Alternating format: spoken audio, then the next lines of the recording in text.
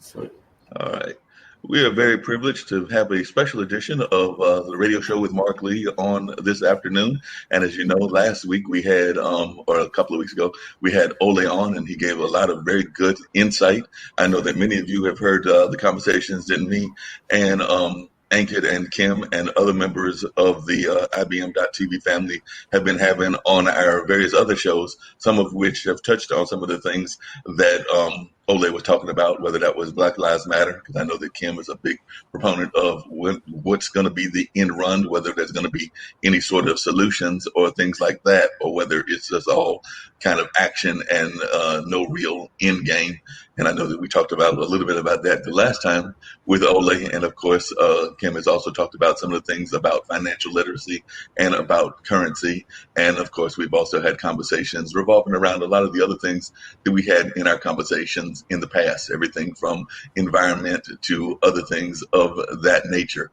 And of course, we have definitely had conversations just in passing in some of our other programming about some of the things that are going on with some of what some people might consider the ruling families and things of that nature. So glad to have you back on again with me, Ole. It's such a pleasure to see you on here with me and to have this great conversation that we're going to have about just what's going on in the world and your perception of the world.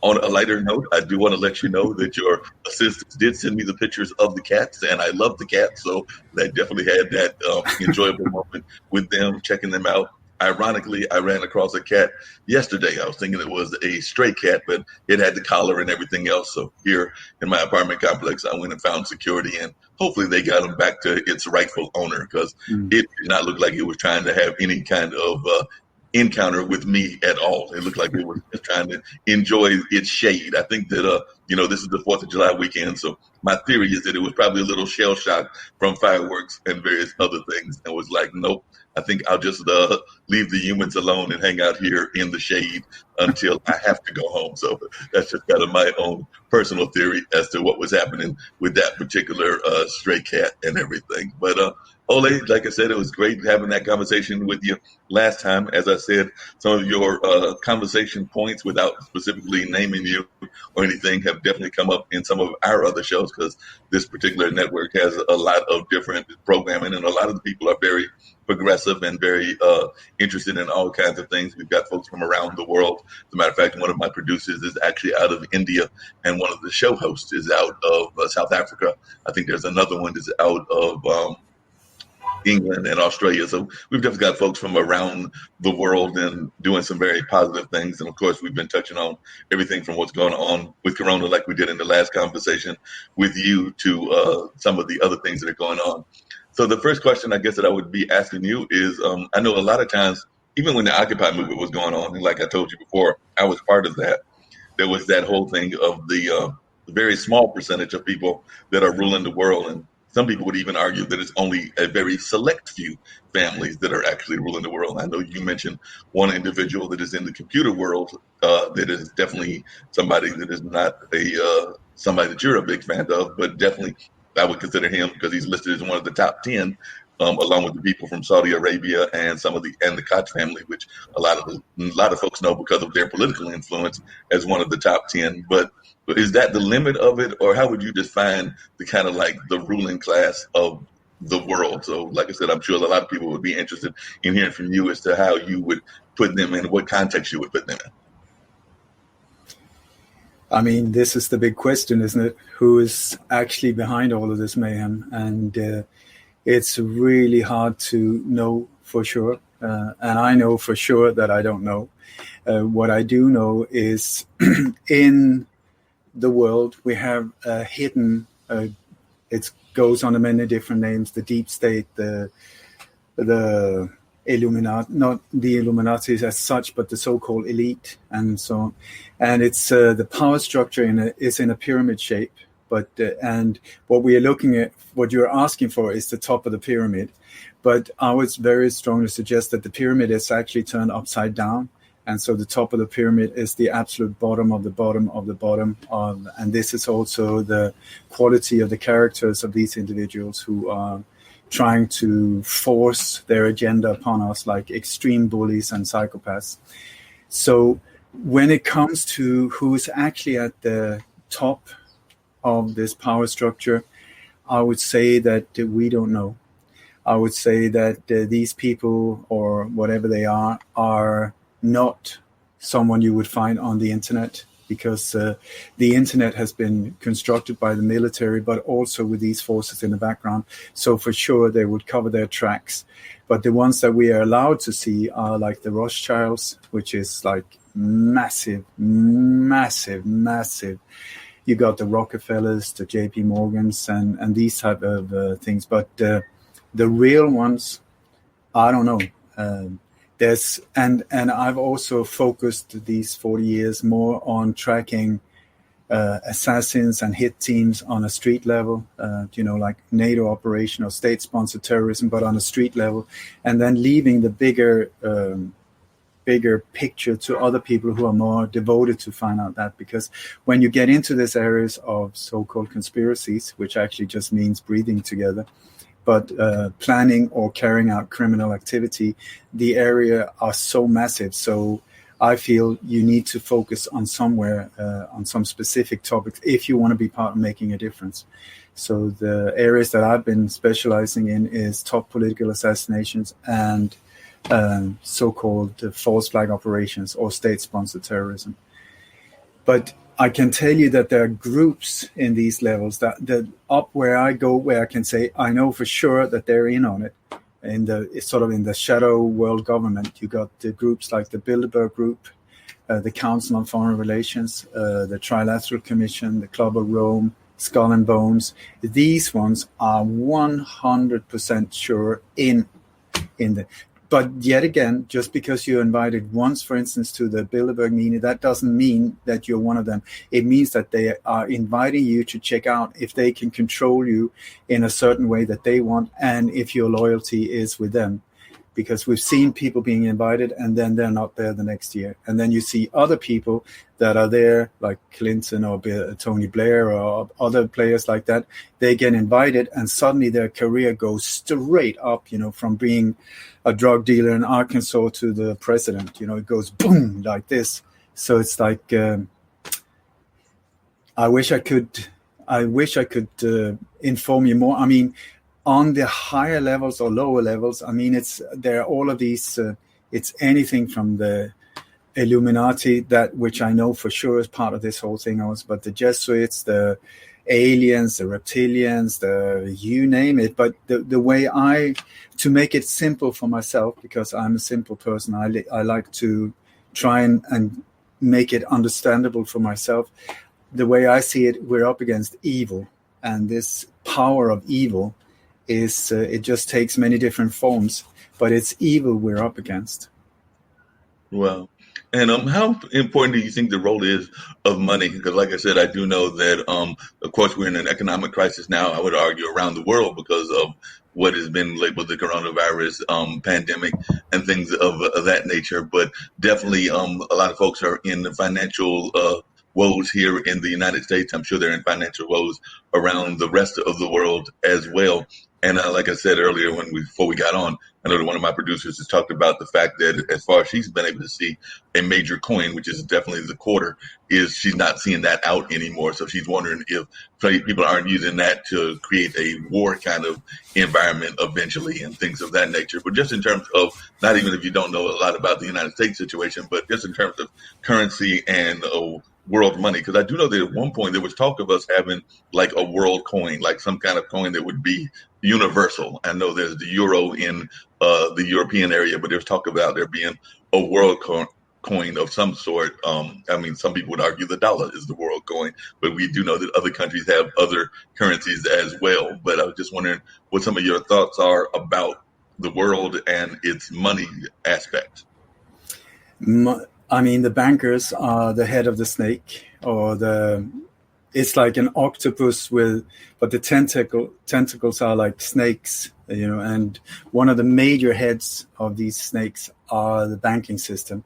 The Federal Reserve, for instance, that is absolutely not federal whatsoever. It's a totally private organization and super, super, super criminal. It is on the highest level, and it's very big part of keeping us into this slavery. But money is not the thing. It's not the money that is important. They can print however much they want. That's not what they're looking for. They're looking for debt. It's the debt, because it's through debt that they can control us. And that's what the game is about, total control. So if you listen to words like mortgage, for instance, that means mortgage. It's a French word that means death cage.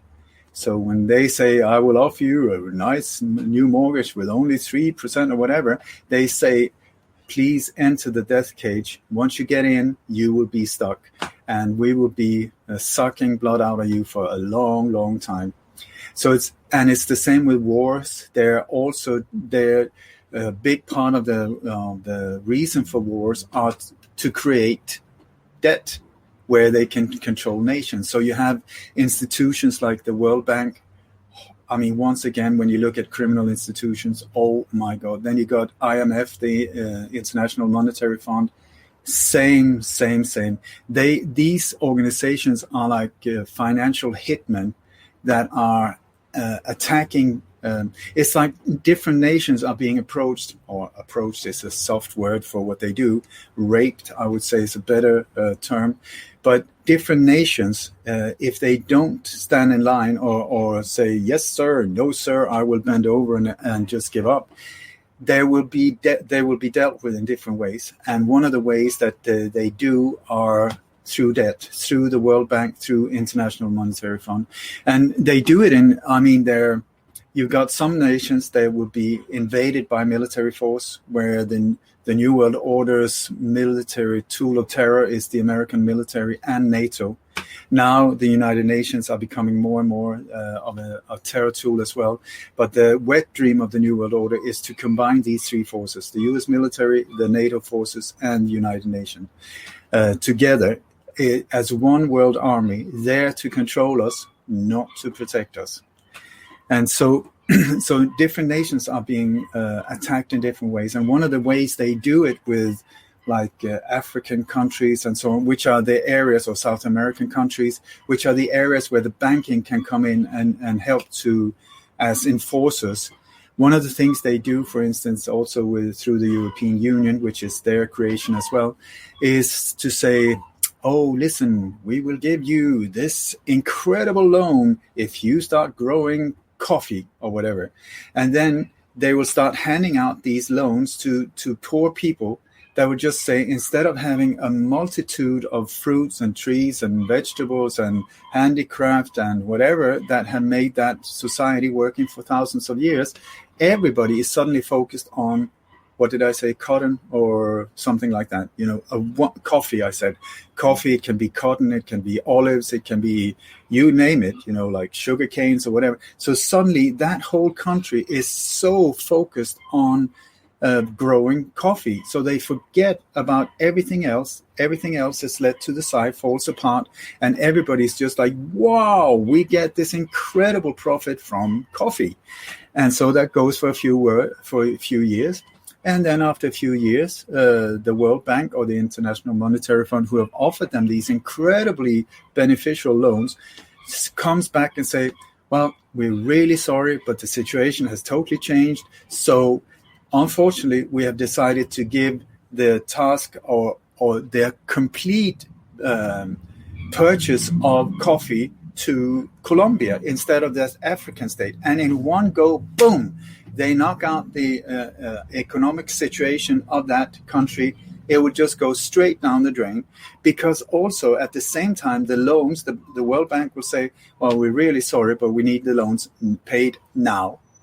And so, boom, suddenly you had that used to be just a few years earlier, a free nation that was working fine and everything, totally knocked out, in debt forever, with growing interest rates that will just explode.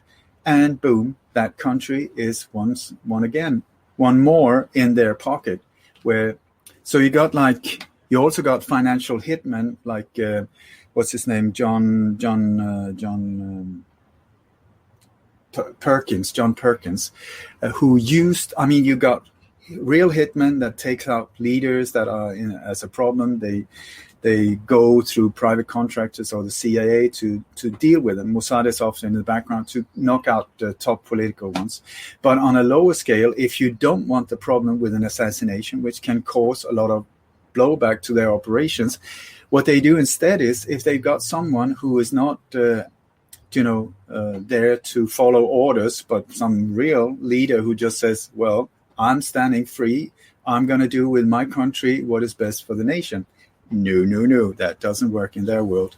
So what they do is they send, for instance, somebody like John to them, and he says, dear Mr. President, so nice to meet you today, well dressed, they look beautifully, these guys. And then they just sit down, and like John, he is told that, one of the ways that he approached the leader is like, we've got this amazing offer for you. It's like of 4 quadrillion billions to you, your family, your loved ones, everybody. Also, we will invest this money in your country, but it will be in highways, ports, stuff like that will benefit the elite of that nation, not the normal people. On the contrary, we got that, but then you need to play with our rules, or in the other pocket, I've got this bullet and the name is on it is yours. So you choose, you stand up against us, you're dead within 48 hours, you follow us and play with us, you got your whole future set and billions in your account, whatever. So the few leaders that have stood up against him have ended up very dead. And the ones that have bent over have just been just a new puppet in their whole thing. And yet again, it's just a matter of how to take over a nation.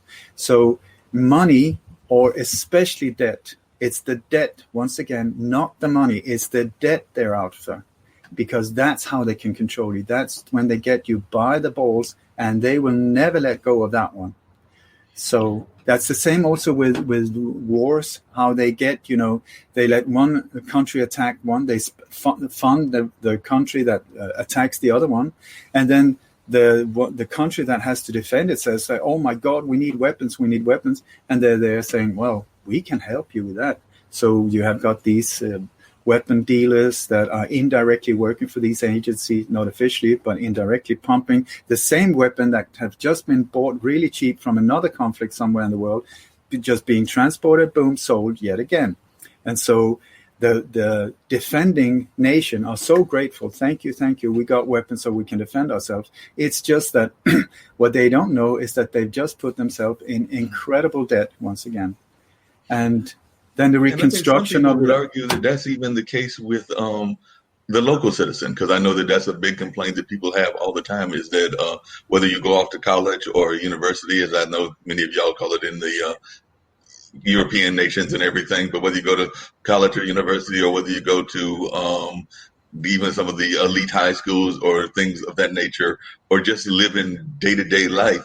I know here in America, I mean, people are having some utilities that have been put on hold because of what's going on with the medical crisis. But even that is kind of questionable, because if you're put on hold for this month and it lasts for 6 or 7 months, then you got to add those 6 or 7 months, and eventually they will come and ask you to pay the 6 or 7 months back debt that you owe and everything. So I know that a lot of times people here in America are buried in credit card debt, they're buried in utility debt, they're buried in various other kinds of debt that are more on the personal side. So it sounds like that even on the lower level, like the common citizen level, they also have that same kind of theory that they use for the nations, which is basically get you buried in debt, and then you spend the rest of your life trying to get out of that.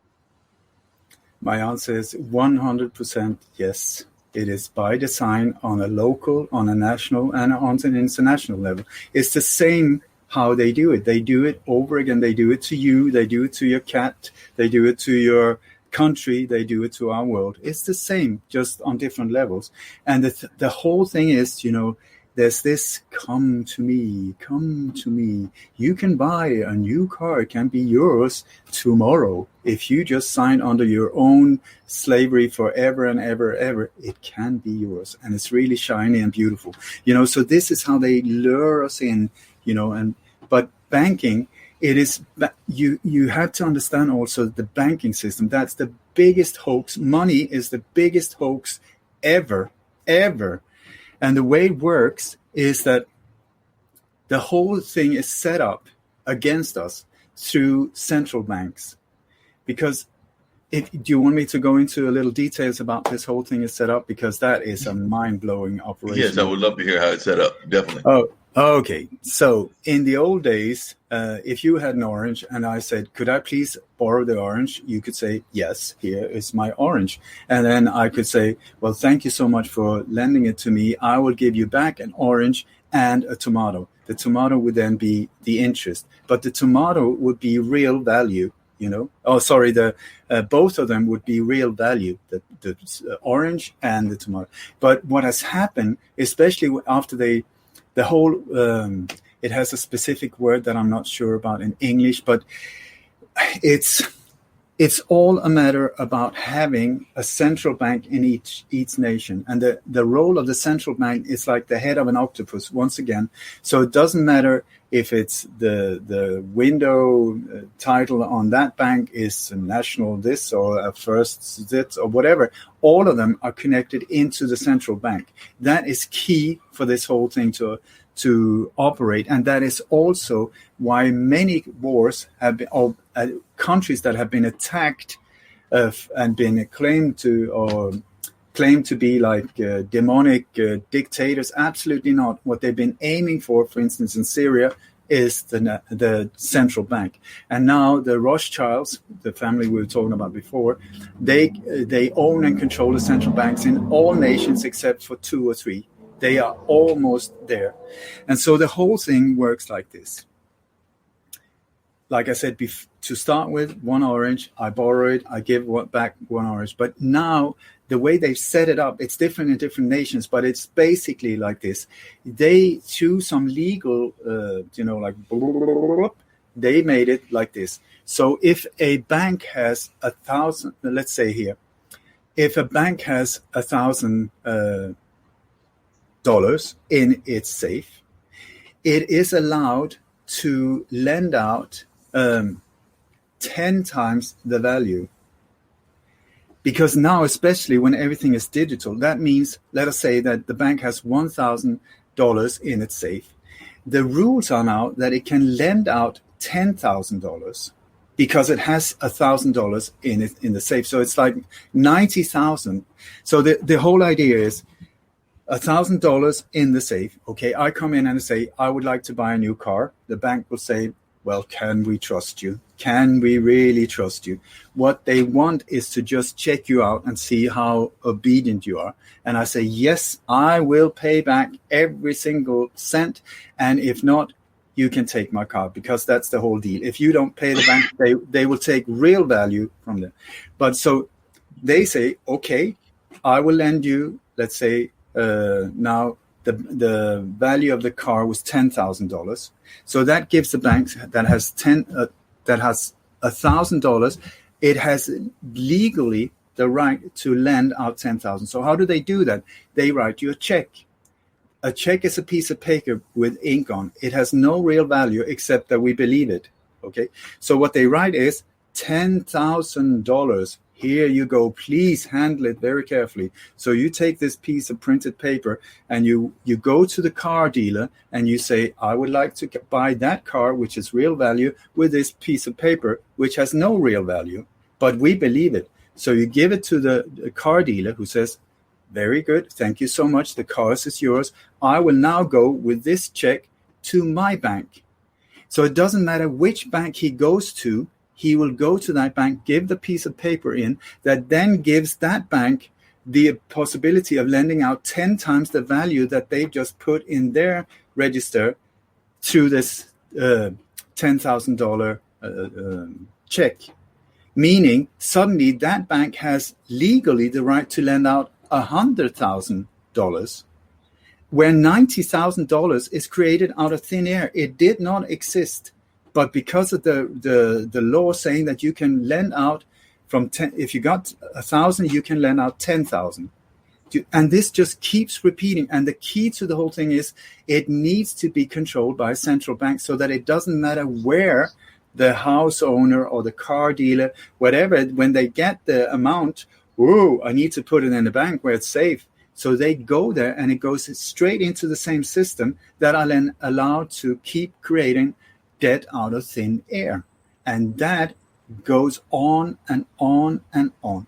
I ask you, when you look at the world economy, how is it possible that all countries are buried in debt? Shouldn't you have some really super rich countries like the US that have lent out millions and millions and millions of dollars? How can you, if you're in debt yourself, lend out more? But and here we come in on the Federal Reserve. They are the ones who put this whole thing into a system, into like a whole machine that has then been copied around the world. And the Federal Reserve, like if I have a friend who bought a house in Norway, and the same thing there, nowadays it's digital, so you don't even have to get cash. You just on a keyboard, so you just add the value and you see in your account, oh my God, I'm a millionaire. That's amazing because I just borrowed $1 million. No, somebody just tapped in that amount, these numbers in your account, boom. I will then go and say, I want to buy that house, and they will just transfer that digital series of numbers into that account saying, now you have $1 million. Oh, amazing. But you don't. You just have these numbers in, and it's through the central bank, once again, that they can control this whole scam. It is massive. It is massive. And we put ourselves in slavery without even knowing it.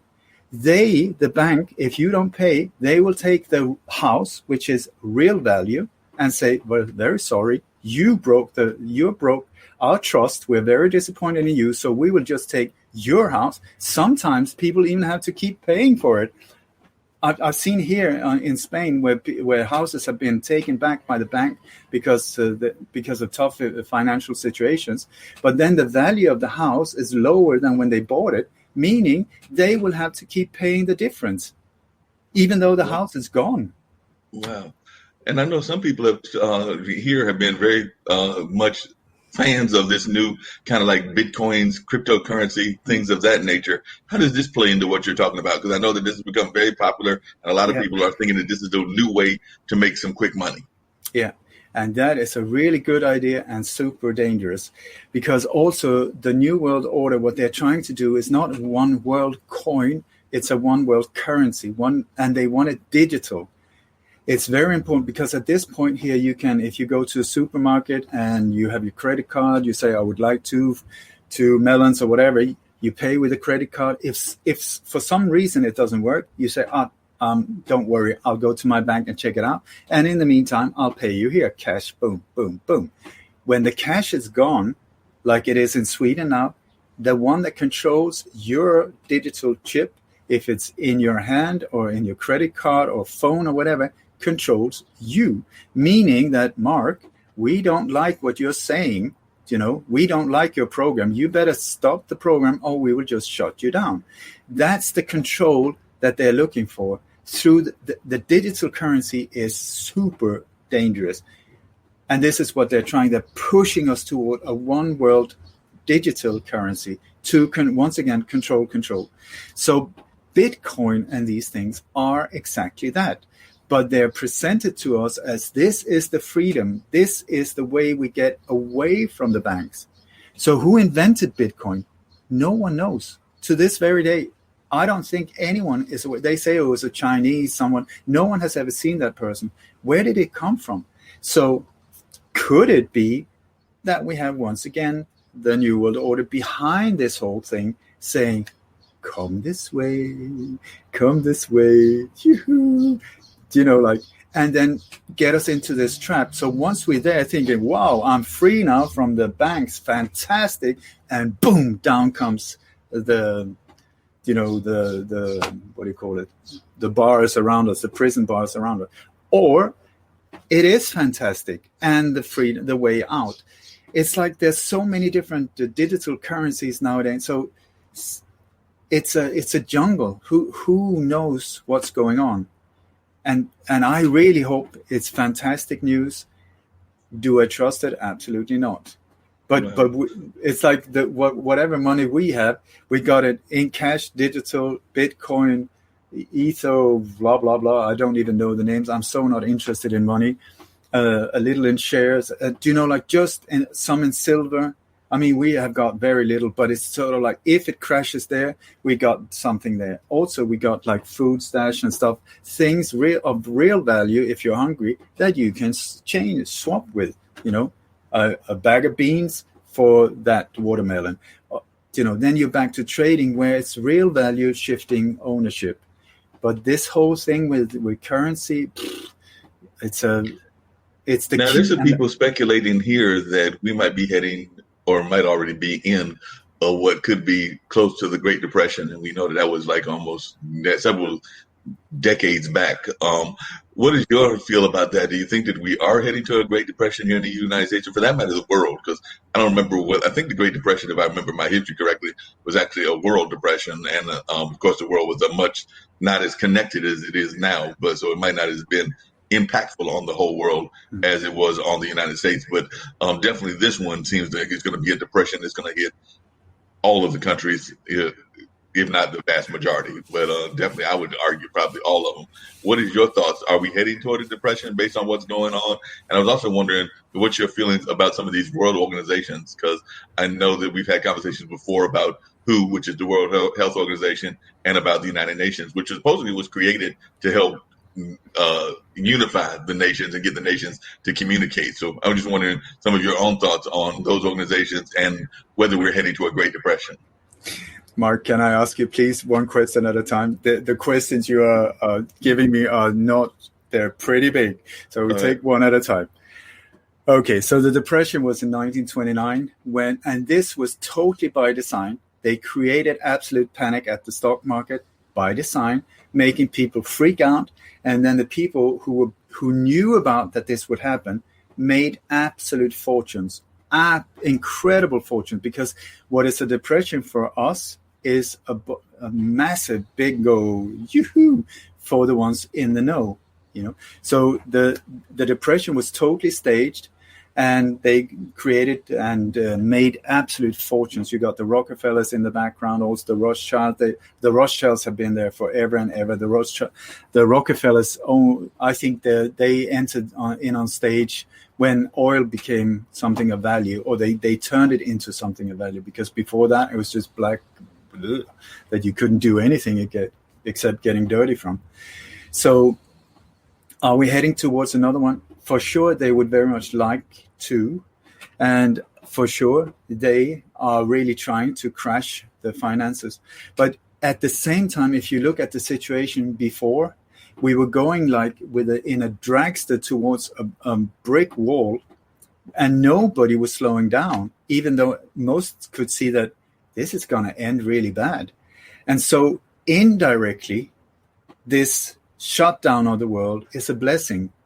It's like a knife or a sword, it's got two edges. It's beautiful and horrible. It's fantastic, and it's the same here. So what happened in one way, I thought amazing. I don't know how they pull it up, but somebody pulled the handbrake on the world, saying, slow down. All of you, all of us, 1, 2, 3, I count down and stop, which has never, ever happened before. So if you come from total madness, which we were in before, and then you let go of the handbrake and you say, okay, now we're moving forward. Just because it doesn't look the same as it was before, which was total madness, does that mean that we're going into a Great Depression? Maybe we're going into a great optimism, that our health sign that, listen, we don't need all of this crap. We're buried in stuff, folks. How much do you need?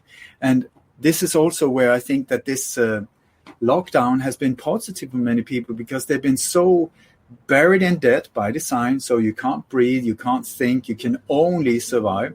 They don't want you hungry, because if you're hungry, then you have a revolution on your hands. If you're an invisible dictator, but they just want to keep you right there where you are. Okay, you can breathe, but that's about it. So I lost the thread now. You were asking about the organizations.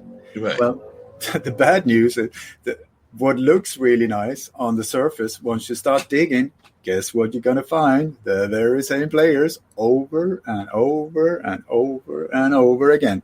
You got the United Nations, you got NATO, you got CDC, you got CIA, it's the same power structure behind them. You got the World Economic Forum, same players. You got Bill and Melinda Gates are so in the background now. They got up to that position as quite a high level player. So they're popping up their not so beautiful faces everywhere. And so, like, for instance, the World Health Organization, which sounds like an international, like totally independent organization. So not, absolutely not. The biggest funder, the US, funder number 2, Bill Gates.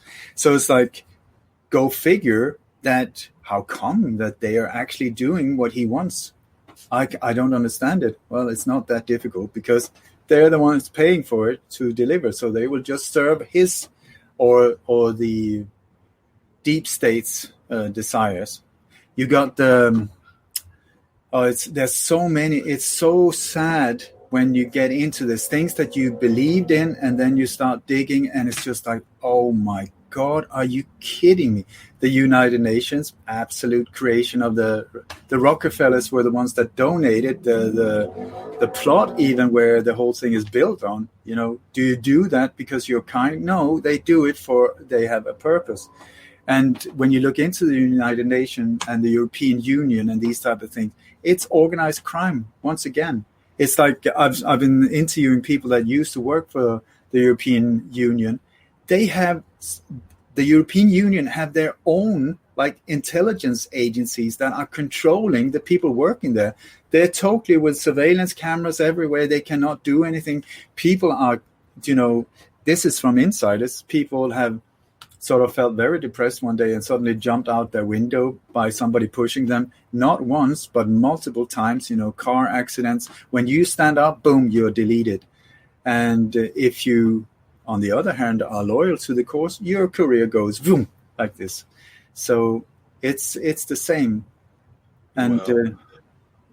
And I know, and I'll try to keep them to one question. I know that a lot of people here are hearing the term used, cultural war, or there's a war on culture, and of course that has to do with the Confederate monuments and a lot of other things. But I was just wondering, is your research, is that just kind of like a distraction factor? Because I know even like our current president has used it, but other people in the world, I remember China using the term cultural war under Mao Zedong and others that have used that term. So I'm just wondering, how do you feel about this term of the cultural war? Because they're trying to make it seem like there's going to be this great divide among the different cultures that exist here in the United States. And I know that that's been a term used in other parts of the world as well.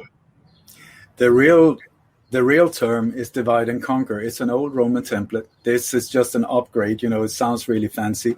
It is not at all. It's divide and conquer. What it's all set up to do is that we should fight with each other, instead of seeing where's the problem coming from, who are creating this whole thing. So they will point. If it depends on where you are. If you're in Sweden, they would point to illegal immigrants or the immigration. If you're in the US, they would point at the minorities. Oh, it's the blacks. Oh, it's the Latinos. Oh, it's the Mexican. Oh, it's like this. If you're in Pakistan, they will show, no, it's the Sikhs, or it's the Hindus, or it's the, not that they're only Muslims in Pakistan, sorry about that, but it's the same, Sunni Muslims, Shia Muslims, point towards each other, black, blue, red, green, whatever, except us really saying, let's stay together here, hold each other's hand, and see what the hell is going on, who's creating this chaos. And boom, once you start going down that road, you will find the real problem. Divide and conquer, it's been there forever. And this whole cultural, when you look at the so-called New World Order, which is what we experience, it's given fancy names like Agenda 21, Agenda 2030, the Fourth Industrial Revolution. It's the same crap. Horror, horror, horror. But when you look at that, it's the same agenda. What they're trying to do is destroy everything. Everything. And out of the ruins of what we, the normal person, and the Joe, whatever you call him, Joe in the street, and I mean all of these beautiful people that have been working their butt off for generations to create something good, they want to destroy all of it. They want to destroy education. They want to destroy race. They want to destroy nations. They want to destroy traditions. They want to destroy handicraft. They do anything that will make us free and harmonious and stable and independent.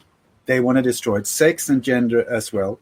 This whole thing with IBCQ, BLTF, I have no idea what all these letters stand for. Absolute, total their agenda to once again destroy and confuse. And then out of the ruins, boom, that's where what they call the New World Order. And that is bad news if we let that happen, because that is a one world fascist state. A global dictatorship with a one world global army, like I've described before, a one world digital currency, not good news, a one world religion where I believe that they're going to try and destroy all religions. If you haven't seen it, they're trying to aim the religions at each other also, Muslim, Christian, Hindu, Sikh, get them fighting. And then they will present to us the new world religion, a one religion where we can all unite. And I truly believe that they're using the weather to do that, so that we will all be gathered around the weather will be our new religion, where we can all agree we have to save the environment. The environment are pretty good. It's pretty okay. If you look at the reports, what is being told with global heating and global cooling down and whatever, if they stop chemtrailing and using HARP and crap like that, we're pretty okay. The Mother Earth for sure needs a break, which she's been giving a little bit here in the lockdown. But otherwise than that, when you look at the reports that we're being pumped with this whole CO2, that is another, that anyone can buy into that once you start looking at this from a scientific point of view. CO2 is good. It is what makes plants green. It is what makes plants grow. It is totally necessary. If something, we need more of it. But here, what they're looking for is taxation. They want to put taxes on everything, include carbon, because they say, you're the bad one. You are spreading that by breathing out, you horrible person. How dare you breathe out? You're destroying the environment. Absolutely not. These footprints, it's the other way around.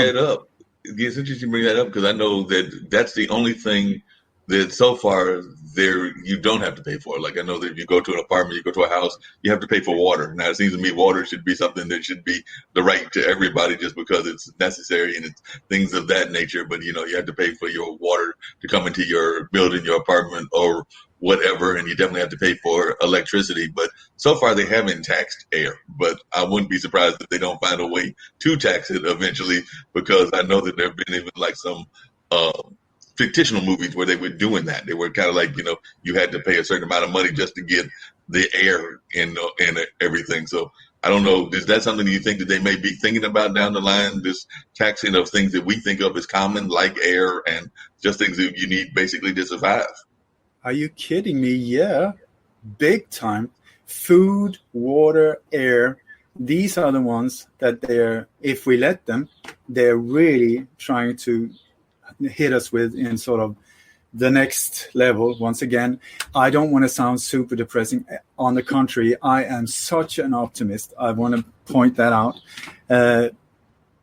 At the same time, you have to see what is the problem to be able to find a solution. And there are multiple problems here. It's full spectrum, silent warfare going on at this point.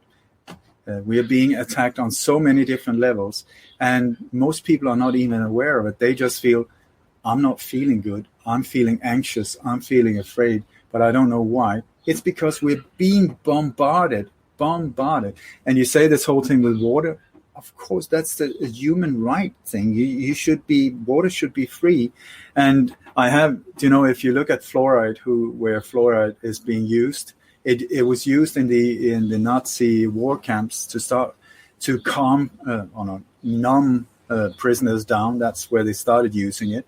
And then they said, well, this is really good because it makes people like, because the pineal gland gets totally calcified and so on. So excellent. We can shut down any aggressors and so on. So the areas that they really used for our teeth, they say, is because our teeth, fluoride is so good for our teeth. I don't know if Wouldn't the dentist be sort of protesting, we are running out of work because everybody is using fluoride in the water? It's an absolute baloney thing. It is there to numb us down. And especially in areas that are known for, free thinkers and freedom fighters. And so you got like Ireland, for instance. Oh my God, the water there is unbelievable. The level of fluoride you got in all the native reservations, you got in Australia, they hit these areas to calm them down, or numb them down so they don't have problems with it. And I've got a friend in Ireland who's a radio host there, and he has not paid his water bill for years because he's just sent letters back to him saying, the day you deliver water, I will pay for it. What you are delivering is not water. So that is, and they're not doing anything because they know he's right. Prisons are another place that has been heavily poisoned with fluoride in the water.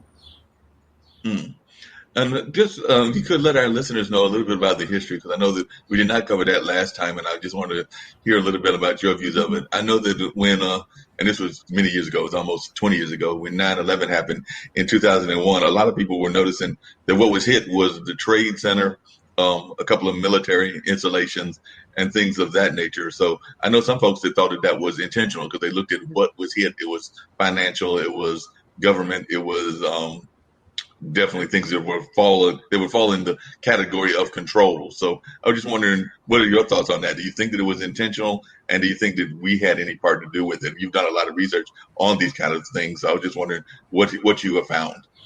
When you say we, what does that mean? The U.S., you mean? Yeah, U.S., yes. Okay. 9/11, multi-layered operation. So I can say 100% sure, not the U.S., but you have core, very, very criminal core elements that are American. Politicians, Zionists, super in on it. The Bush family, super in on it. You also have like the CIA totally in on it. The Mossad also. Israel was very much involved in it. Saudi as well.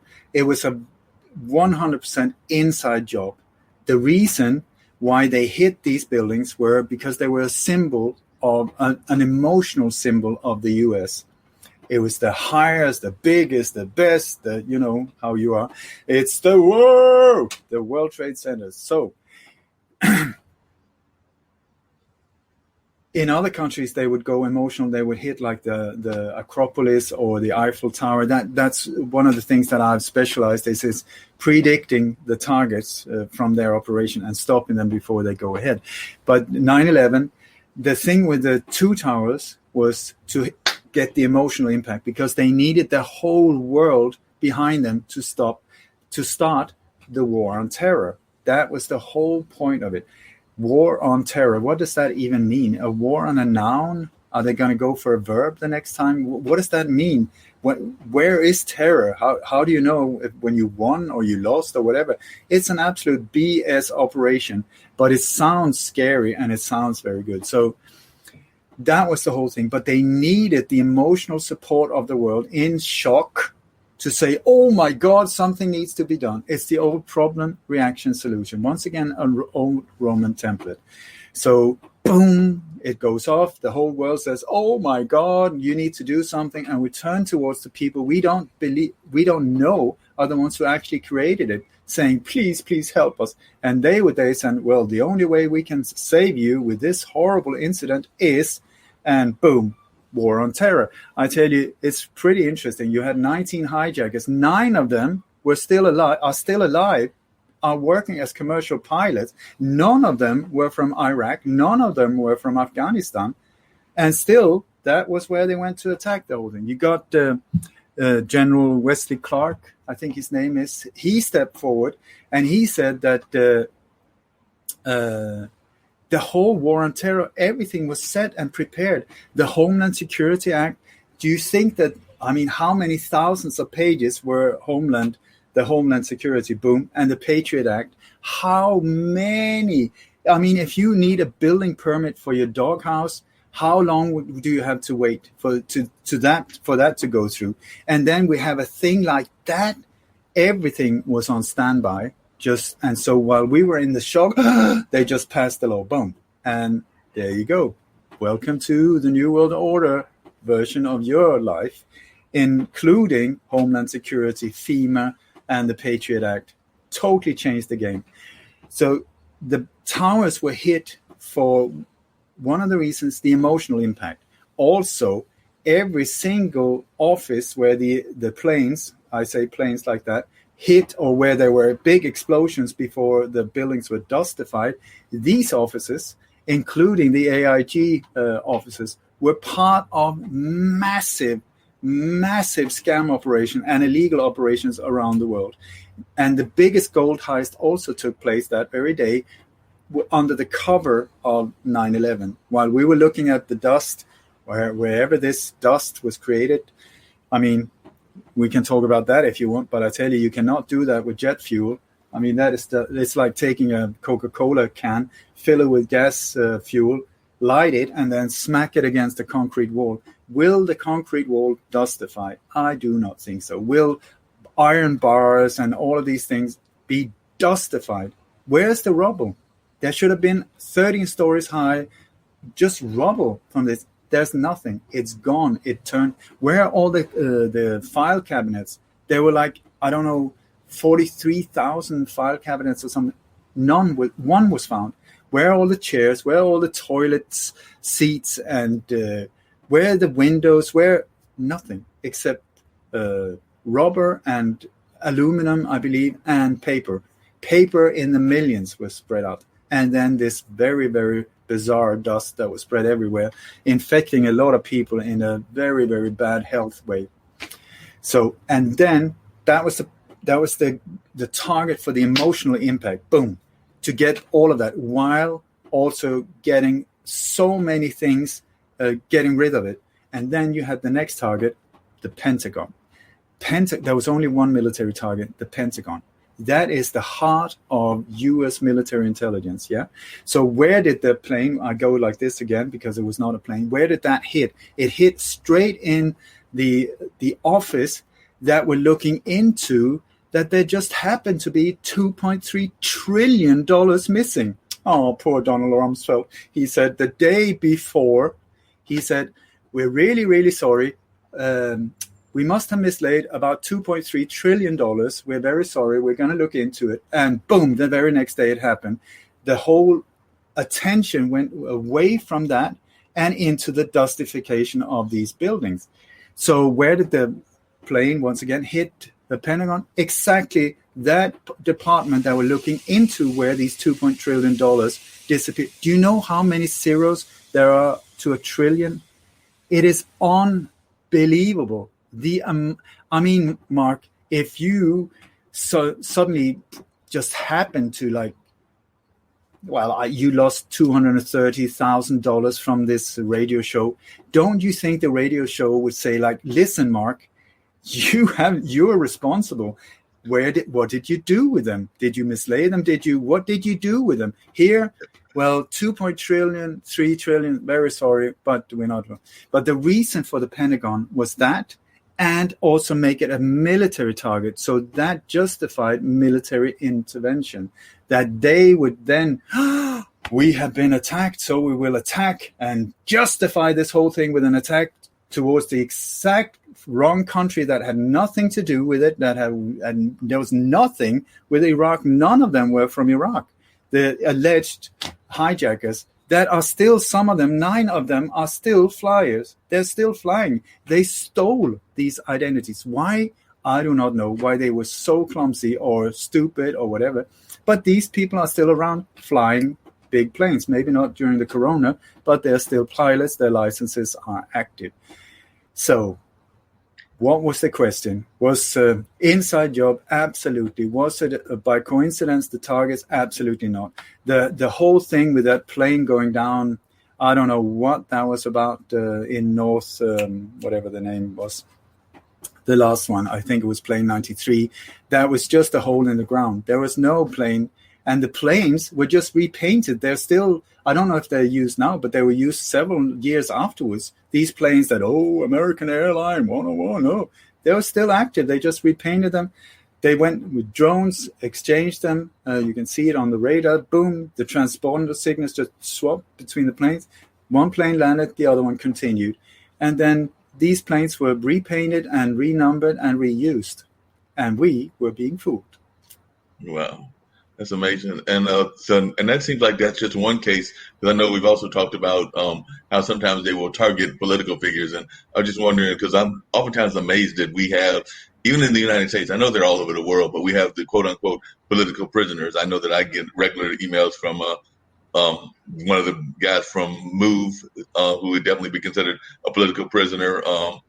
I'm trying to remember his name. It's not coming to me right now, but he's the one that's been there in the Northeast, like the New York area for years and everything. And then, of course, you got folks like Russell Means and folks that were out of the AIM movement. And I actually had a friend on one of my other podcasts whose father is still in prison because he was a member of the Black Panthers. So he's still in prison in California. So there are definitely what people would consider political prisoners, even here in the United States, which is supposed to be the land of the free. And I know there are political prisoners all over the rest of the world as well. So if you could, I'd love to hear your take on how these folks wind up getting in that kind of situation, and also how you've managed to avoid getting in that situation, because you're doing a lot of very powerful research and powerful work. Well, I get shaken when you say even in the United States. Your nation is the nation in the world with by far the biggest prison population. I mean, it is unbelievable. You look at North Korea and you say, oh, bad boys, or China. They're nowhere near. They're nowhere near. So how did that happen from the land of the free or the American dream? Well, first of all, the American dream, you have to be asleep to dream. So that's a good one. That's a pointer for you to start seeing what this nation of yours. I don't want to get personal, but I have to point these things out because there's this misinterpretation of the United States as the land of the brave and free, the land of, that you are liberating countries and, from dictators and so. It's absolute, let me put it mildly, bullshit, bull, and bullshit. It is total propaganda. And your beautiful soldiers, young, often innocent, well-meaning people that are signing up, mostly minorities, once again, because they make the education so hard for people without money by design, once again. The ones that take the education are then drowned in debts for the rest of the world. But we need cannon fodder as well. So let's go for the minority. And so you only have to serve 3 years in a war in a foreign country with a horrible dictator, and then you will get a college grant or whatever. But the thing is, what they're looking for are assassins, trained killers to do their dirty work. Now we're talking about the New World Order again.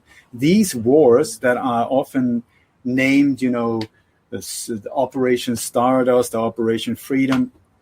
I mean, come on. It should be Operation Absolute Brutal Slaughter, absolute unjust warfare, rape and destruction. That is the way these things should be labeled. And they're totally based on the incredible greed of these psychopaths that are ruling this whole thing, or up until now have been pushing this whole agenda. And what is the price? The price is that young, innocent people that are just trying to do their duty for their country, and you applaud them every time they appear in uniform, what they're doing, they're being sent to innocent countries. The only crime they have done is that they've got lots of poppy fields or oil or minerals, or that uranium is there, or they're a really good spot for fighter planes and bombers to land and be refueled and so on. That's the only so-called crime they've done. These are totally innocent countries, but the New World Order needs a reason for them to go there and bomb the living bejesus out of these innocent countries. And then they send in troops of the of beautiful individuals. I tell you, most soldiers that I met, to start with, fantastic individuals. Then they get totally pumped up with I don't know how many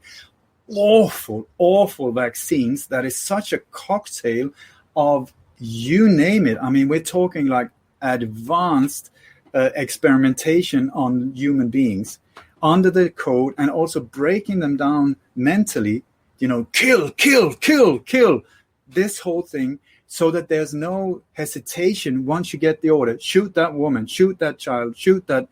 And the thing is, it's not even for the soldier's own benefit or greed. It has no benefits for that person at all. And many soldiers, I've spoken to a lot of them, they go there, they believe that they are doing the right thing. We're going to liberate this country. Why are people throwing rocks at us? Why are they shooting at us? Because you're not welcome. You are the enemy. And so what happens is they put themselves, or they are ordered into a situation where suddenly maybe they have to whack a whole family, or blow the head of an innocent child or something. And they are the ones who have to suffer this. These top psychopaths, they don't care at all. They would never do them themselves because they have absolute zero spine or courage themselves, but they sign the order, go bomb that, go shoot that, do whatever. And then these beautiful individuals are destroying their souls by doing these things. It's not by coincidence that you have got so many suicides by so-called veterans.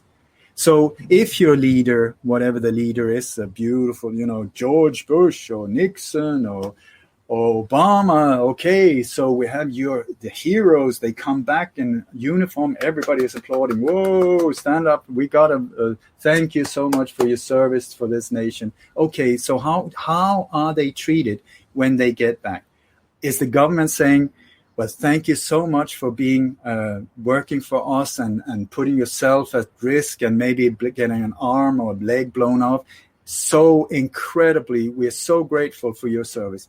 No, they give them the finger and they say, you can stay out on the street. We will just leave you in your own diapers in some veterans hospital that are so underfunded that it's awful. It's awful.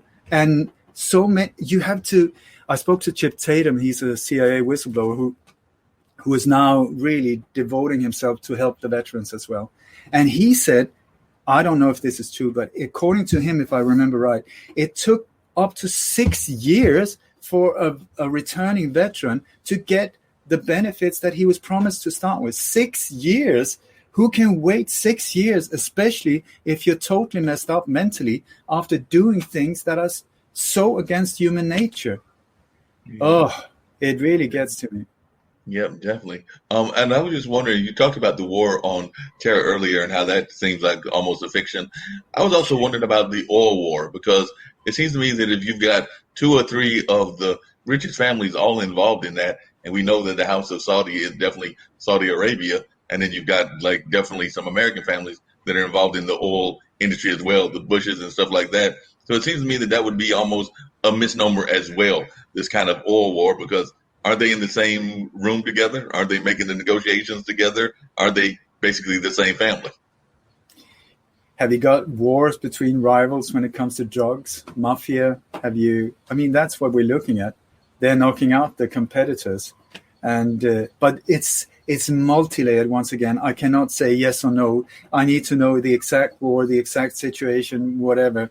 But oil is once again control. It's controlled.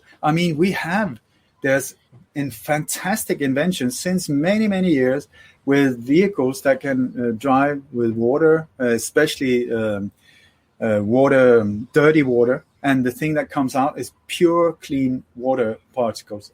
Fantastic. It even cleans it while it burns it.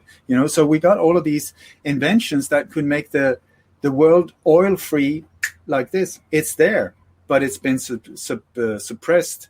So why are we still driving around? Why are we destroying our air with all of these exhaust horrible? Because that is a real problem. It's because the oil industry wants us to only drive and use their product.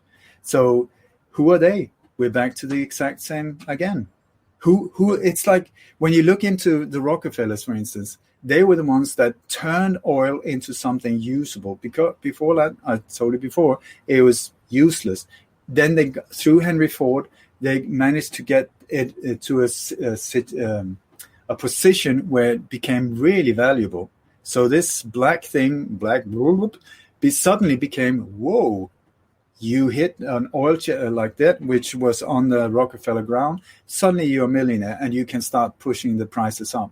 Then that just expands, and it went into the Middle East with Saudi and these different oil emirates and so on. They were given these countries, just on a map with a ruler and a pen. Take that. Nobody knew that it was oil underneath it. And then these desert people suddenly found oil, and boom, they got into this incredible power position, which was a major problem for the New World Order. So I also want to say, do you know why marijuana is illegal? No, why? No, it's the Rockefellers once again. I think it was 1912 that the Rockefellers, before that, marijuana, the plant, was worshipped as a miracle plant, a plant that you can make anything of, clothes. Henry Ford made the interior. I also think many of the parts to his cars was made out of hemp, from the marijuana car. You can, the Constitution was even made out of hemp. Sorry? The Constitution was even made out of hemp. Well, there you go. And then the medical characters of this plant is just, it's mind blowing. I would say, I'm not very good at smoking because I go, so I'm not good at a drug user. But I tell you, when you look at the benefits of this plant, it is like, wow. You can build houses, whatever you can use that plant. So the Rockefellers saw that as a massive threat and managed to get it labeled as a drug. So it was the Rockefellers that were behind it, labeling it as a drug, and shut it out. And then they started the whole prosecution thing just to get rid of the competition. That's it. Wow. And what about the space wars? Because that's the other thing. I've noticed that we're going back into space again. I guess we're trying to go to different planets. A new, I guess, relatively new millionaire in the sense of Elon Musk seems to be really much behind that and behind the things with Tesla and some of the other things. But I'm just wondering what your thoughts are on both space and ocean exploration, because it seems to me that those are the two that are happening, more space than ocean. And I don't know why that is, because the ocean probably still has a lot more. As a matter of fact, I know it has a lot more, because one of our other shows here, there was a young lady from Florida, originally from Nicaragua, that does ocean exploration. And she was saying that we've only covered about 10 to 15% of the ocean. So in terms of exploration, whereas we've covered, probably not that much of space because we only covered one galaxy. But definitely, I think that we've got a lot more that we can cover in the ocean that we haven't covered. But I was just wondering what your thoughts are on space exploration, and particularly how some of the money people play into that, and some of the new money, because there's new money involved as well as the old money, because a lot of people you've mentioned are older money. I guess the Gateses would be considered relatively new money, but definitely Elon Musk and some of these others are more newer money than the Rockefellers and the Rothschilds. I'm the wrong person to ask about space. I don't know enough. I know that NASA, which is supplying us with a lot of information that we believe, most of us believe, some of us believe, was created in coordination with Operation Paperclip after the Second World War, when there was an export from Nazi Germany, an import into USA and South America, through the red lines of the Vatican, where they smuggled these German scientists to the US, and they were part of creating, or part of evolving, the OSS into the CIA. We're talking in the years right after the Second World War, 46, 47, 48, and 49, when NATO was created, where NASA was one of these creations where they used some of these 1,600 scientists, very highly skilled, very intelligent people, that were taken. They were officially war criminals, and then taken that. They just forgot about the criminal record and put them into service. And one of the things that they created was NASA. And I tell you, the more you look into NASA, the more you look into these alleged moon landings and space shuttles and I don't know what.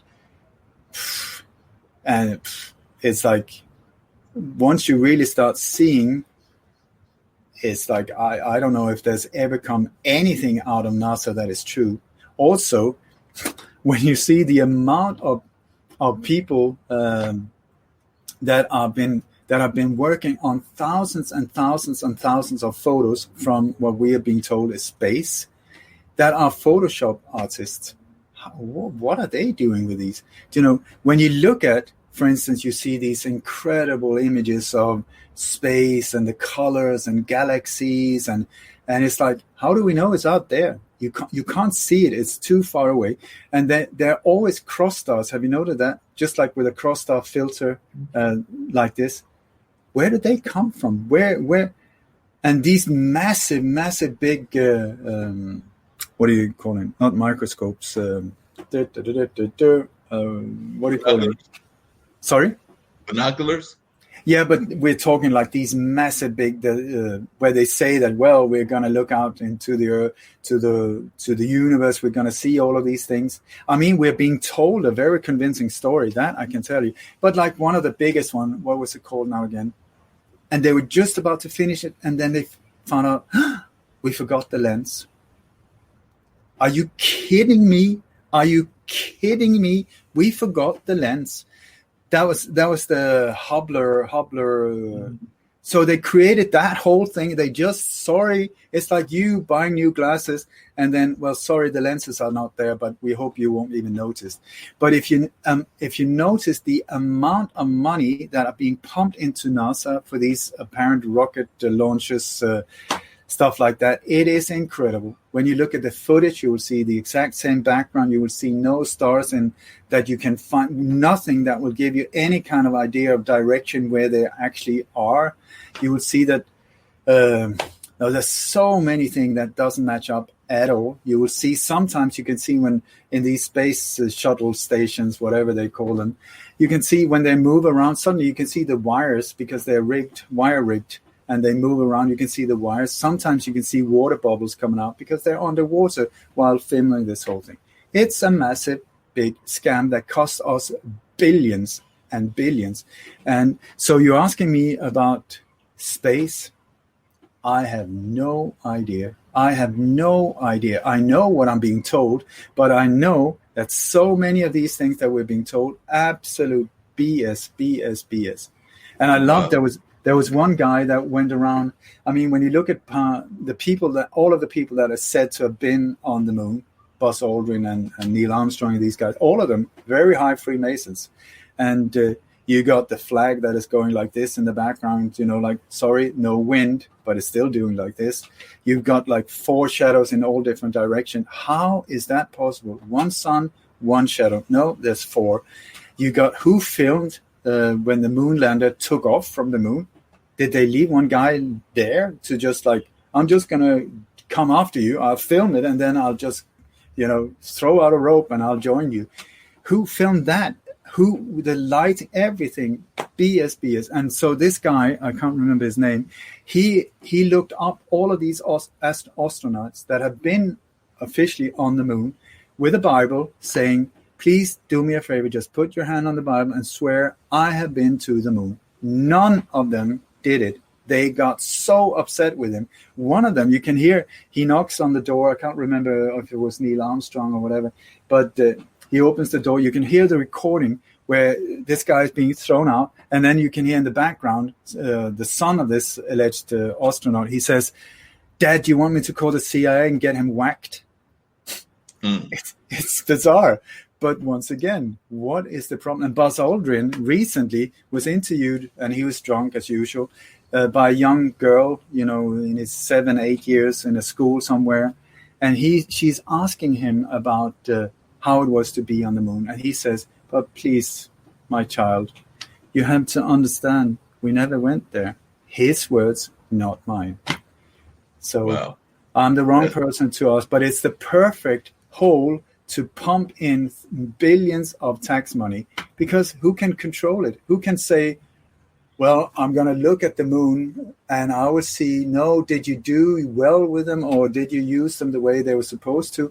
We have no idea. We just pump in billions and billions and billions instead of taking care of this planet, may it be round or flat or whatever. I don't know. But don't you think that that money could be used in a much better way down here, because there's a lot of suffering going on? Oh, yeah, a whole lot of suffering going on. I know we got to get ready to wrap up and everything.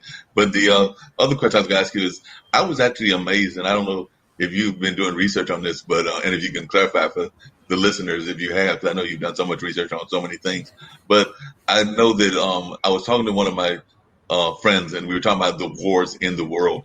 And it occurred to me that at least here in the United States, the last war that was actually a declared war was World War II. So apparently all the other wars that we've been fighting were never actually declared, because supposedly here, and I guess it's that way in the rest of the world too, you're supposed to go through a process, like to make sure that it's approved not just by the president, but also by the senators and the legislators, and it is actually vetted by several different sources, and then it's allowed to happen. But everything from what we talked about earlier, the war, the Middle Eastern war, to Vietnam, to Korea, they told me, and I don't have any reason to doubt them, that we haven't had an officially declared war since World War II. Yeah, and I do believe, I can't swear on it, but I do believe that is true. And wouldn't that tell you something, that some very strange things are going on here? And also, if you look at who is behind these wars that we are being said, oh, it's because you got this demonic dictator there, you got another demonic dictator there. We have to go and protect the people of that country by bombing the living crap out of that nation, destroy the whole thing, and liberate them, and then rebuild them for money that we will lend to them so that they can pay off their debts forever and ever and ever.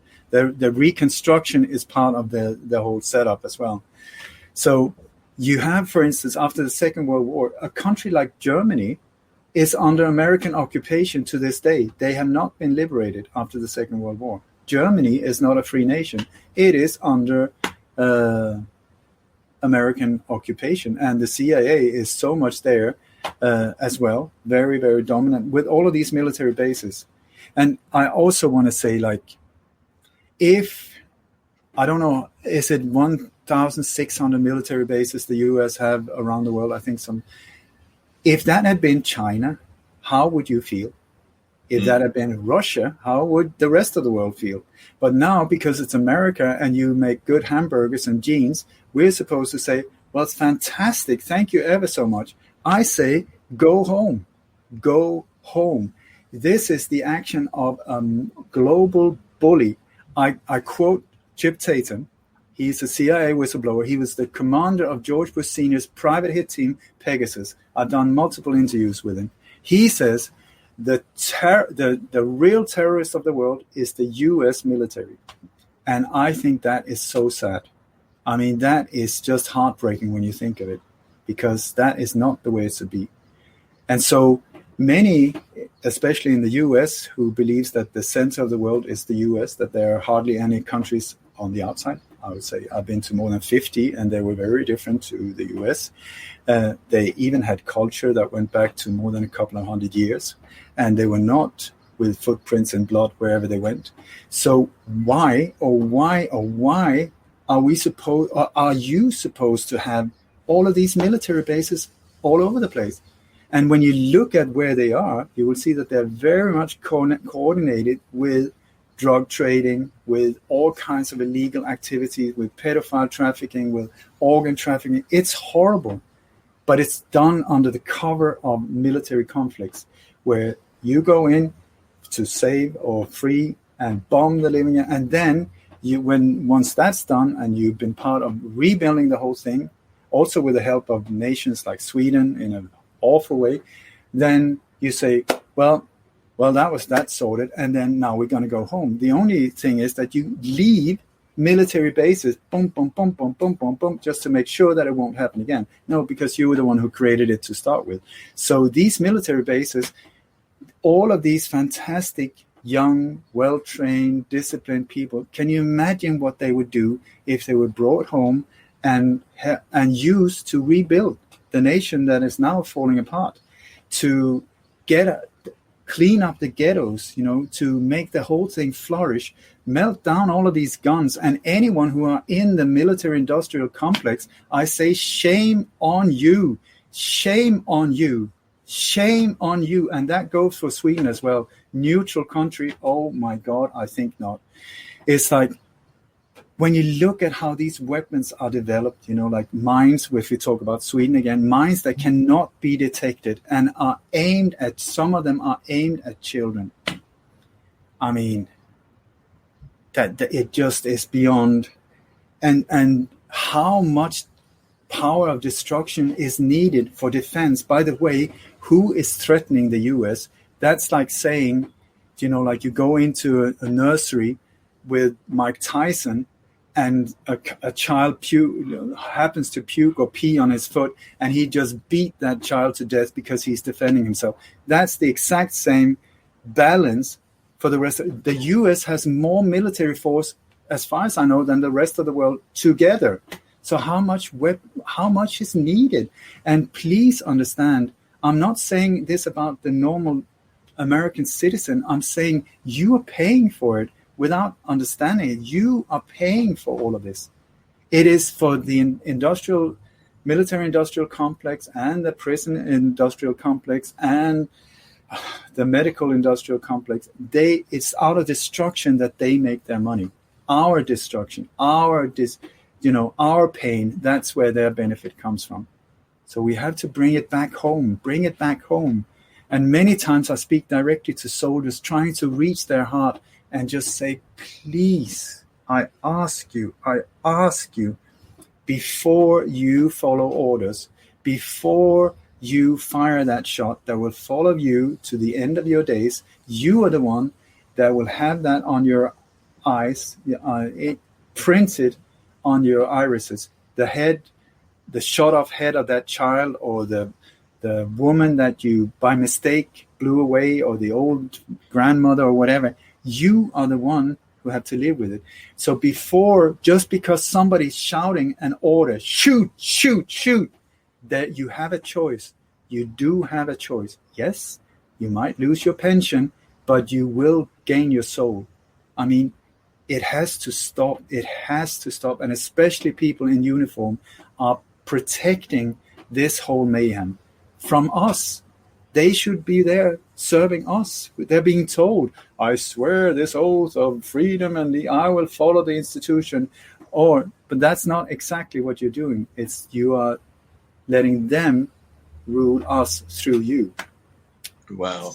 And I'm real quick, and we need to wrap up and everything, but how do you feel about, because I know the big conversation here, even in like our political discussions, is whether we need to go the capitalist route or the socialist route. I know some people are thinking that we might need to do our kind of like things that have to do with needs like water and things of that nature, more on the socialistic side, and then have like a mixed economy, I guess is the way that I've heard a lot of people describe it. So I was just wondering what some of your views are. You live in Spain, and I'm not sure what Spain's government is in terms of, I think it's a monarchy if I remember correctly, but just what are some of your views on world politics? Is there like something that you think would be the best model, not just for the US, but for the world?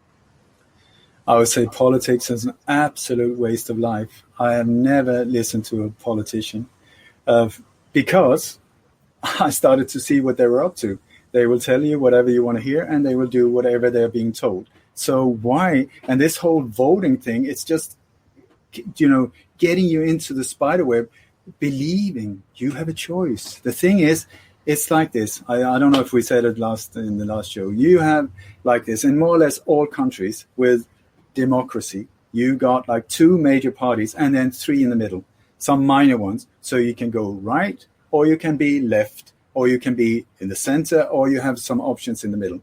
The thing is that we don't understand is the game is rigged. It is rigged, just like my fingers. All of them belongs to me. So it's like, Mark, which finger do you want to choose? Which one? It's still me. That's why nothing changes. and then we just change the cover. So the cover is called Bush or Obama or you name it. Possibly Trump is an exception. I do not know. But he's the first one where there's doubt, because the other ones just very nice covers. I mean, Obama, beautiful man, sounds fantastic. Actions, oh my God, awful. Worst war criminal. But he is not the one. He's just another cover. He's the one saying beautiful things, read from teleprompters. Whatever you want to hear, he will tell you. And he's doing great in TV studios. I love listening to him. Do I trust him? As far as I can spit, not. I absolutely zero. I don't trust him at all. Bush Senior, oh my God. There's a real player. Bush Jr., absolute joke. Only there as a cover for his dad, because his dad was really part of this whole thing. So politics, an absolute joke. Waste of time, waste of energy and life. So how to do it? How can we do it? The thing is, all of us are equipped with a heart. And in that heart, we know. We were born with a compass that say it is not right to hurt someone. When you look at a 2-year-old with a cat or a chicken, they're so in awe of this creature. Would they hurt it? Yes, if we had messed the child up before. If not, absolute no way. They know. That's how it should be. But what we've been so messed up by messed up people that were messed up by messed up people that was messed up by messed up people, and so on. So it's gone down in generations. And a lot of propaganda to also get us off track from listening to the heart. Because when you look at it, I mean, I'm not religious, but like the Bible had a pretty good setup of rules. It was 10. There were 10. Do not kill. That's a good one to start with. Do not steal. Love it. Do not lie. Get that one. Don't go for somebody else's husband or wife. Fine. Treat other people the same way you want to be treated. Great. I mean, these are very clear. Boom, boom, boom, boom. Stay away from them. You don't need a lot else. Just treat other the same way you want to be treated. Be just, be honest, be truthful, don't hurt.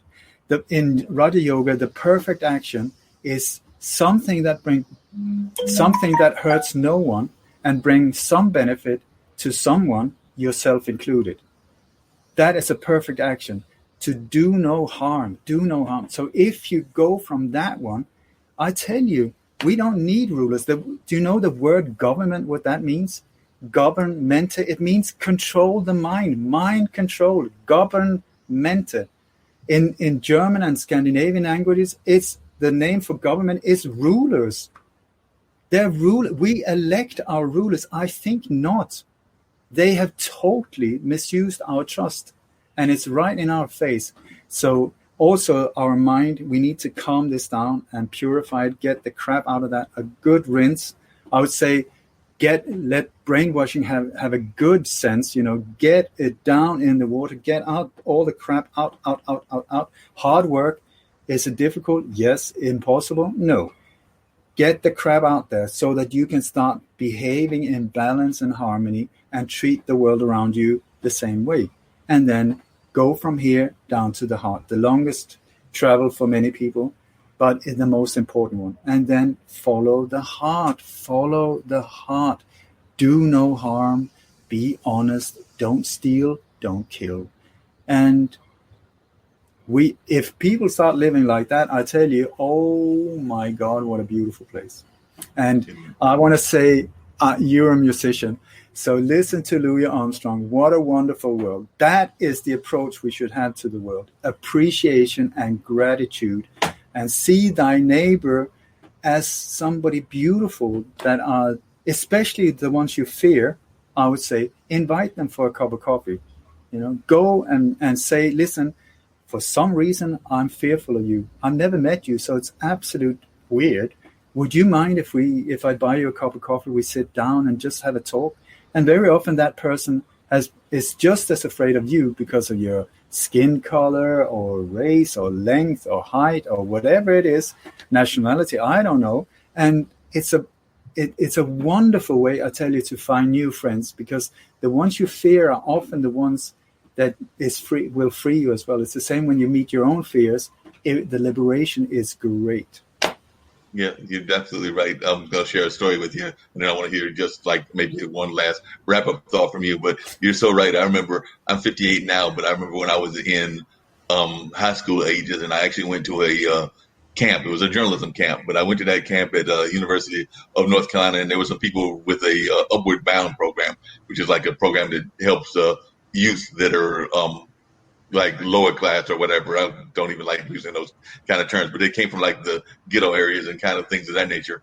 And I ran track. I was a very bad track runner. I'll admit that. I admitted it then. I admitted it all along my life, but I was a good recruiter. So I recruited people. So I went to that track meet, but I was also talking junk, and he was talking junk, and we were talking junk to each other. And I challenged him to a race, knowing good and well that I was probably going to lose that race, but I challenged him to a race, and I talked myself out of going to that race. So I was like, I'm not going to go to the race. This is a young 17, 18-year-old kid. I'm like, I'm not going to that race. That kid's going to eat me alive in terms of racing. So I challenged myself not to do it and not do the race and everything.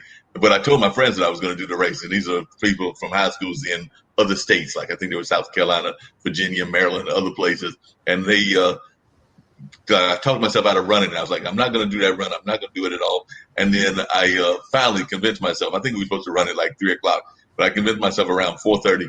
Well, I'm going to go down there and see, I'm going to at least go down there and show up. And even though I was scared and like all of that. So I went down to the track field, and I saw some of my friends that were leaving. There have been some others that had been there to watch us race and everything. And I think that I asked one of the young ladies, I was like, so and I don't remember his name, but we'll call him Tom. I was like saying, did Tom show up? They're like, no, Tom didn't show up either. So like I said, I think he was just as scared of me as I was of him, even though we were both probably talking a lot of junk about how good we were as high school young men and everything. But we were talking all this junk that we both talked ourselves out of it, and neither one of us showed up at the race. So I'm sure his friends were probably talking about as much junk about him as my friends were at that age. And like I said, that was some almost 35 or 40 years ago. So some of those details of the story may not be exactly right, but you get the gist of the storyline is that I was sitting there and talking myself out of it. And I think that that's what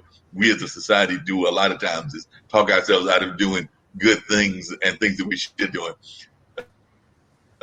We shared a lot in the world and a lot of the things that you've been researching and things of that nature. Your concern, I appreciate you doing that once again. And like I said, definitely enjoy having you on this time, last time as well. And hopefully we'll get you back on in some future ones, because I know we said that we would love to do several of these conversations with you over the course of months and everything.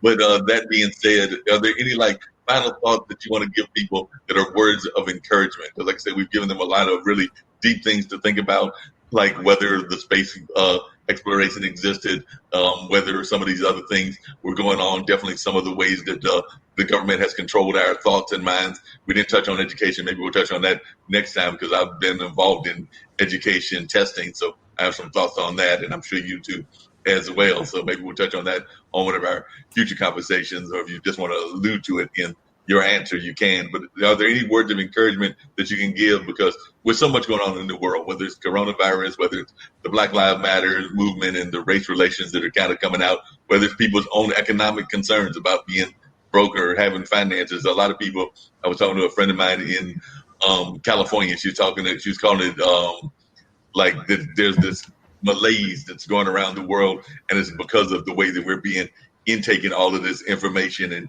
she was feeling it. She felt that I was feeling it because she's of Asian descent. So sometimes people of different cultures are more in tune to their spirituality than others. At least that's my thoughts on that. But I was just wondering, are there any thoughts that you have that you would give people in terms of words of encouragement when we're facing all of these hard times that are going on, when we've given them a lot to think about just in our conversation here in the last hour or so? I would say life is magical. Life is so beautiful. It is so magnificent. It is so, it is magnificent. And then there there's a small little, like a cancer growth of forces, individuals, psychopaths, you name it, whatever you want to call them. They are very, very few that wants to control us. It's just like a serial killer in New York. One man with a knife, one crazy individual with a knife can terrorize a whole city. We're exactly in the same situation. It is exactly like that, but this is called the New World Order. Or the so-called elite. They call themselves the elite. I have words that would be a lot less flattering, to say the least. But they're so few. They are so few. So how can they control us? How have they been able to control us for such a long time? It is only, and I repeat, only through fear. It is only through fear that we will let ourselves be controlled. And that's where these operations come in, with diversion, confusion, divide and conquer. All of that is to get us out of balance so that they can get back and get us in a fear mode. So if fear is the only tool they have against us, then I would say the way out is not be fearful. And you asked before, how come I'm still alive? I don't know. I'm very grateful. I would like to stay for a while, but I am certainly being a major pain in the butt for these forces. If not, I had totally failed, but I know I am. And I have death threats. I've had people killed around me. I changed country. That's why I'm in Spain since 20 years, because of these things. So I paid officially a high price. Do I complain? Absolutely not. I am so grateful. I'm so grateful. So the wonder with fear is that it's only in your mind. The fear is not out there. I can't take your fear from you. You can't give me any of your fear. You can scare me and activate my fear, but it's mine. And where is it located? Oh, it's between my ears. That's where it is. It's only in my mind. So is it real even? No. It is an emotion or a thought or whatever you want to call it, an energy. And it's always, once again, this is the beauty of it, it's always connected to the future, meaning it has not yet happened.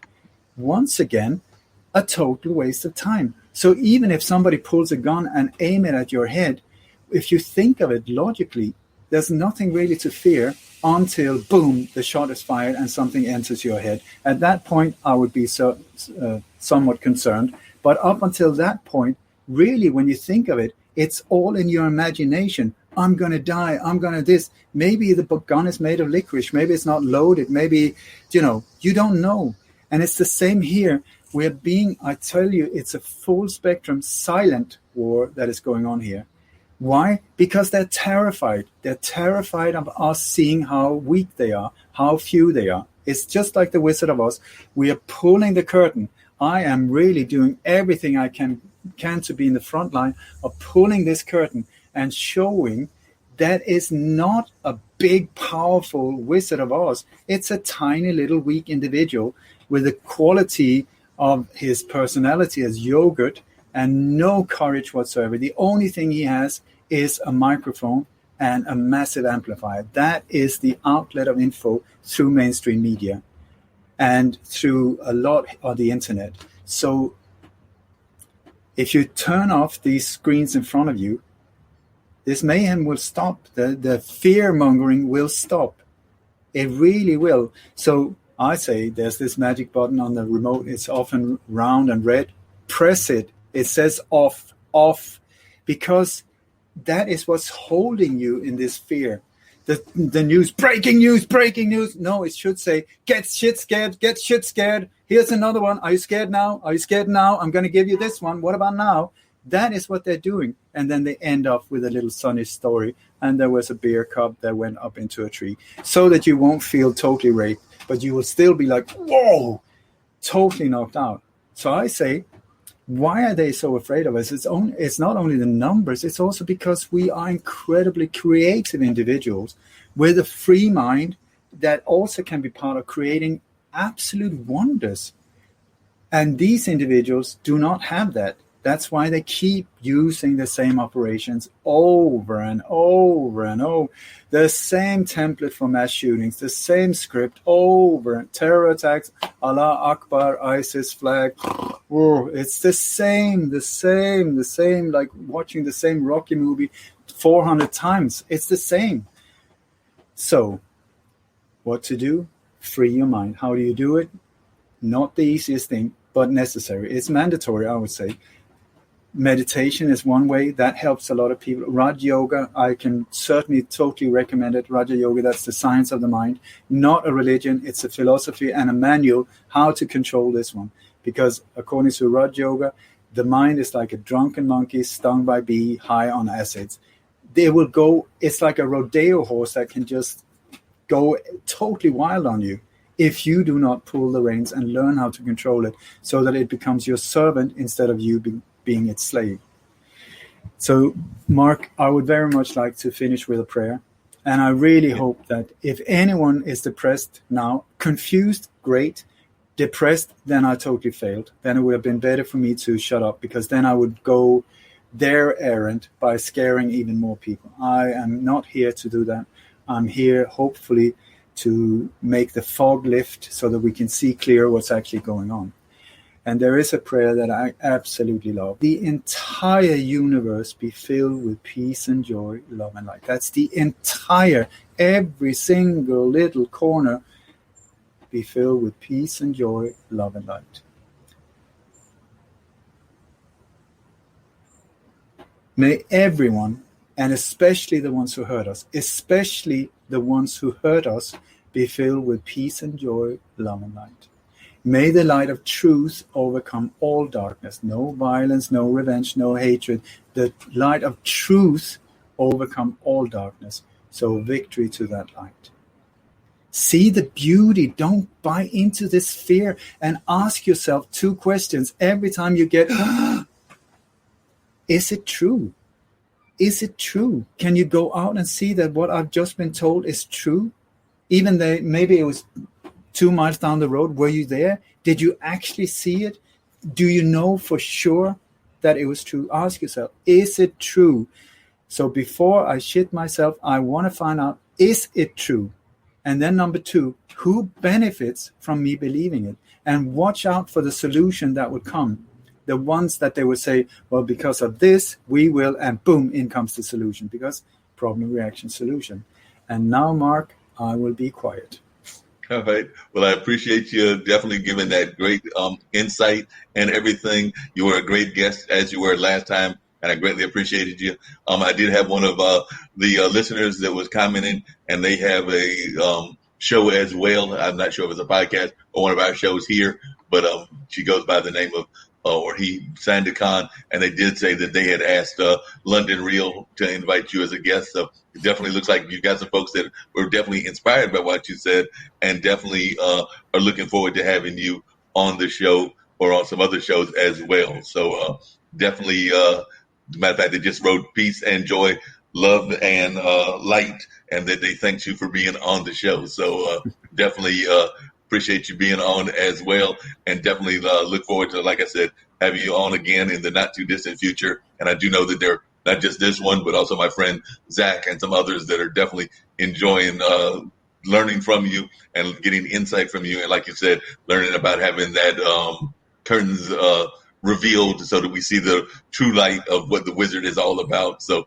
I do know that there's some others that may be reaching out to you as well. And like I said, I've done this now with you twice, and every time I think that it's going to be a short interview, but you give so much insight and so much powerful knowledge that we wound up talking for a long time. As a matter of fact, I thought that this one was going to be, and I know you did as well, but it might be like about an hour, and we've already gone close to 2 hours. So we oftentimes have these great conversations, but there's so much to be learned and so much knowledge to be shared. And you've done all this research, as you said, for some 40 plus years. So definitely you've revealed a lot and continue to reveal a lot. So just as somebody that I now consider one of my new friends, I definitely appreciate you being on and look forward to having you on again in the not too distant future.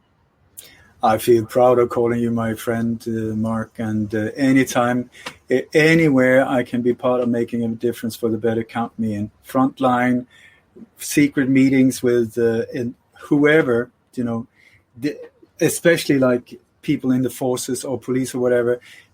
I've been to meetings, they've been sitting with plastic bags over their head. Not a problem. I don't want to know anything about them. It's just that I've spent a lot of time trying to do my utmost. And if that can come to the benefit of all of us, then please use it. Sounds good. Definitely appreciate you being on again, and I look forward to hearing again from you sometime in the near future. Like I say, definitely if folks are listening and they want to reach out to you, could you give your website one more time where they can reach out to you just so they know how to reach you and everything of that nature? It's Light on Conspiracies. Light like the light, LIGHT, Light on Conspiracies, plural, because there's so many going on.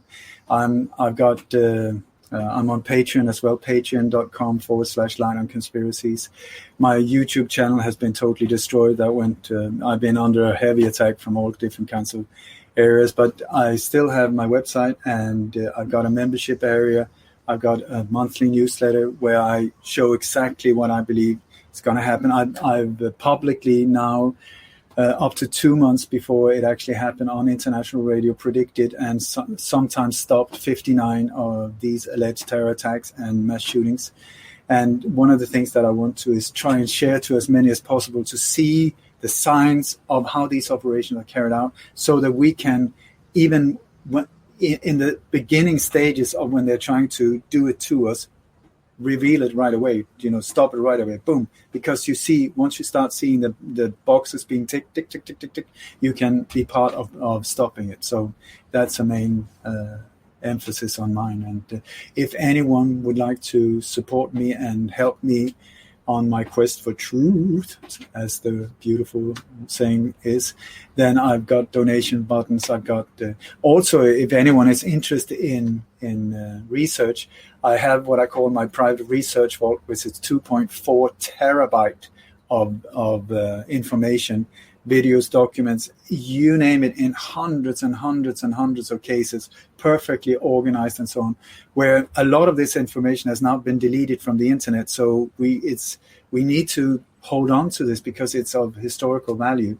And that as well I give access to for people who approach me. So lightonconspiracies.com.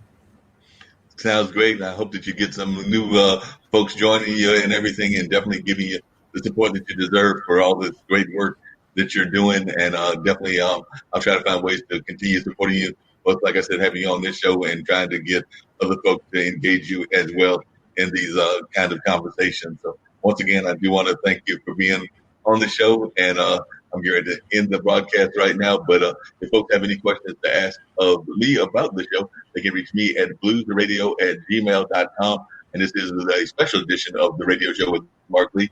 We usually air on Monday afternoon, but because of Ole's schedule and some other things that I had going on, we did this as a special edition. So I've done a couple of those, including the one that I did with Nadine Hack out of Switzerland and a couple of other folks. So definitely we do these special editions, oftentimes with people from other parts of the world, because sometimes their schedule, I believe, is actually probably close to afternoon time where Ole is and everything. So definitely we do these kind of special shows as well. But definitely hope that folks will go back and listen to the rebroadcast, and of course join us on our various other platforms, our various other shows that we have here on IBM.TV. One is actually about chess players. My friend Jim Eat does that, as well as Alexandria's show out of South Africa, where she touches on musicians from around the world. And those are just two of the shows that come off the top of my head in terms of like memories. Oh, we do have Podcast Thursdays where we have podcasters from around the nation. So definitely looking forward to folks learning about those shows. And of course, you can also catch me on my other podcast, which is on Blog Talk Radio, and that is Straight Talk with Dean and Marc. So that's on Monday nights. One of these times I have to get Ole on that, just because he'll have to stay up way early in the morning, since that's like at 7 o'clock. So he's giving me that grin on his face like, nope, don't think so. That's not happening. But listen, Marc, since I know you're into music, if you go to Spotify and you search my name, you will find I've got one album there called From Prison to Paradise.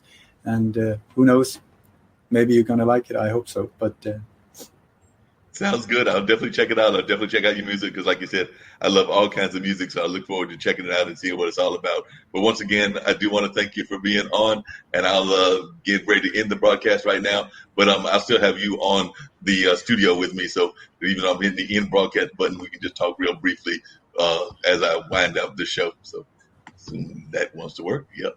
End broadcast.